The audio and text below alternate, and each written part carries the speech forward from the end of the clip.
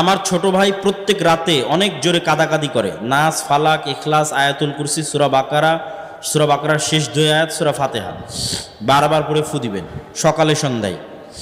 আল্লাহ তো কারো মুখাপেক্ষী নয়, তাহলে আরশ বহনকারী ফেরেশতার প্রয়োজন হয় কেন?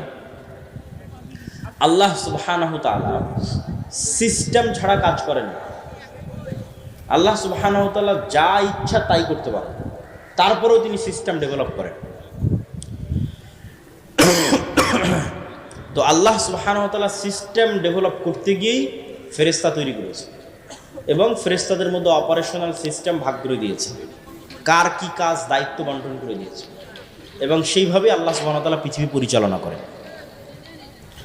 রাসূল পুরাতন কবরে খেজুরের ডাল দিয়েছিল, নতুন কবরে দেই, এইটার ফজিলত রাসূল সাল্লাল্লাহু আলাইহি ওয়াসাল্লামের সাথে সীমাবদ্ধ। আমাদের